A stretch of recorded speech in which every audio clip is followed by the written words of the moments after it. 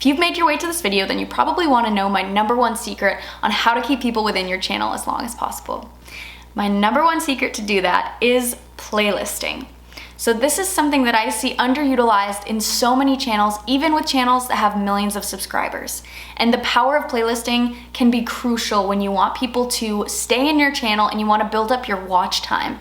Watch time is crucial, and it's one of the major metrics that YouTube and YouTube's algorithm look at, over view count, over even total subscribers. So the longer you can keep people within your channel and the longer you can keep them on a video, the better. So here are a few ways that you can utilize playlisting to increase your total watch time. #1, every video that you upload to your YouTube channel should be in at least one playlist. I know that probably sounds crazy at first, but when you think about if your channel has a specific industry or problem that you solve, then your content probably falls in a few buckets. Therefore, those buckets are kind of gonna be your playlist here. The reason that playlisting can be so important is because, of course, you have the title, description, tags, and all of the great metadata that you can add to increase your search on your video. Now this is another way to add more keywords and tags to your channel, increasing its searchability. So now you can title your playlist, putting in some of those keywords of content that you're producing, and in the description, you're able to add more context exactly on what your playlists and your content and your videos are about. For example, you might be a beauty blogger. Maybe you have a playlist for makeup looks, maybe you have a playlist for product reviews, and maybe you have a playlist for Get Ready With Me series. It can fall into multiple buckets. You can have hundreds of playlists, but start categorizing your content, because every time you're able to title a playlist and add the description, you're increasing the amount of times those keywords are pulled when people are searching for videos that are similar to content that you create. #2, this is my favorite tip because I don't see enough people using this. So another great reason to use playlists is because if you're promoting on other social platforms that you have a new YouTube video available, I see a lot of people just driving straight to that video, which you'd think would be exactly the way to do it. However, when you push to just one video of yours, in the home page, the viewer is gonna see your video, watch your video, and they're gonna see at the end of your video on the side next to your video, YouTube's suggested videos. These are gonna be maybe one other of your channel videos that they suggest at the top, and then the rest are gonna be other videos of other creators, other channels, not yours, that YouTube is suggesting that this viewer might wanna watch based on their view history and searches. Now, although we have the chance that they'll suggest one of our videos, we want to increase our chances to them having many options for watching more of our content. Of course, you can add iCards and end screens, and if you want to know more, I have a video talking about that. But I also want to increase my chance of keeping people in my videos and my playlist as much as possible. So if they're going to a specific video, then they might already like similar content to that video. Therefore, instead of just pushing a link to that video, I'm gonna push a link to the playlist, and I'm gonna make sure that the video that I want them to see, that they are going to see, is at the top of that playlist. So this allows them to not only see the video that they're going to see that you're driving to, but now on the right-hand side, instead of seeing YouTube's suggested videos, they're seeing the rest of those videos in your playlist. And this can be as long as you want. So now they have options of all these other similar videos that you've created that are only yours.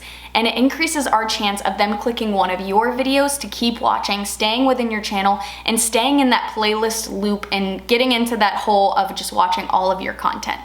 That is so much better than them choosing one of the suggested videos that YouTube's going to suggest and then possibly not having them come back to our channel or not staying in long enough to keep watching. And again, the more we can keep them in our channel watching, the better. Watch time is key here in growing your channel. My last tip on why playlists are so crucial is because of the organization you have on your homepage of your channel. So when people go to your profile, they see a banner, they might see a default video that autoplays. Maybe it's your most recent video, maybe you have it customized for new subscribers and current subscribers. If you don't know what I mean, that's fine, but typically there's a video that starts playing on your channel when they arrive.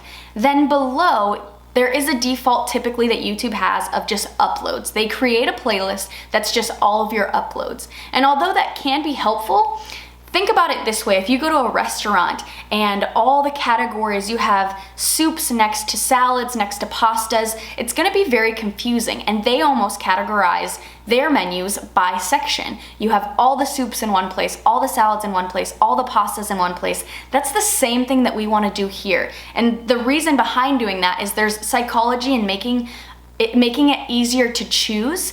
If you know you have categories or limited options, it allows you to focus in on a few things rather than looking at a menu with no categories of 100 items that you could potentially order.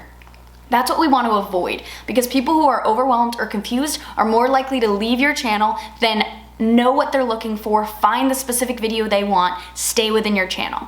So what you can do is create multiple playlists, and then now you can organize them. So it doesn't really matter how you organize them. They can be based on what you're pushing the most, which playlists or types of videos tend to get the most traffic for you. It doesn't matter, but keep the ones that you think are most important or what people are driving to the most up at the top. And you basically have shelves of multiple playlists that you've created. And now they're seeing the title of the playlist, your description that you added, so they have more understanding of what that playlist holds in terms of your video content. That's gonna help them make a choice on which playlist they want.